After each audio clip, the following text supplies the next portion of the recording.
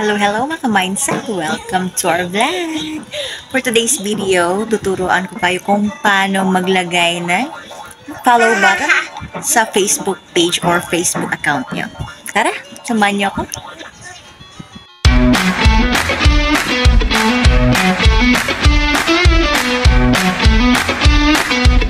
Ayan, open natin si Facebook application natin. Then, dito sa bandang taas, ayan siya. Click natin yan. Then, click natin ulit tong profile pic natin dito. Ayan.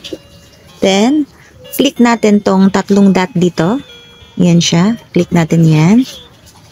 Then, view us. Ito siya. Ayan, click natin.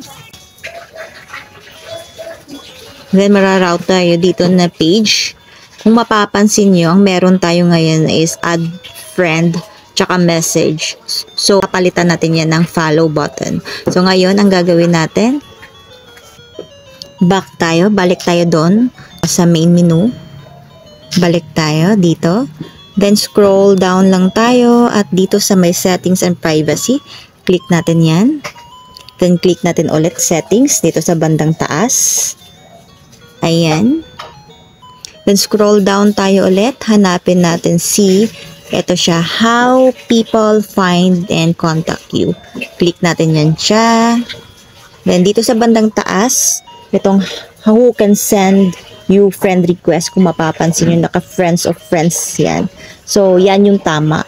Kung sa inyo, naka-everyone, palitan nyo yan ng friends of friends para hindi kung sino-sino na lang yung basta-basta nakakapag-add friends sa inyo. Okay, so next step, balik tayo dun sa main page natin. Dito. Then, click natin itong profile pic natin ulit. Ayan. Then, itong tatlong dots na to, click natin yan. So, ayan. So, ngayon, ang gagawin natin, ito na naman i-click natin si follow settings. Ayan siya. Then, ito siya. Kung mapapansin nyo, who can follow me, ang nakaselect dito yung friends. So, papalitan natin yan na public para kung sino man ang mag-visit or mag-stalk sa Facebook page natin or Facebook account natin, pwedeng-pwede na sila mag-follow kasi mag-change na natin yung add friend button to follow button. Okay, so yan, naka-blue na siya yung public. So, check nga natin. Balik nga tayo doon sa main menu natin. Tignan nga natin kung na-change na ba natin yung add friend into follow button. Ayan. So, yan siya. Click natin tong tatlong dot ulit. Then, view us.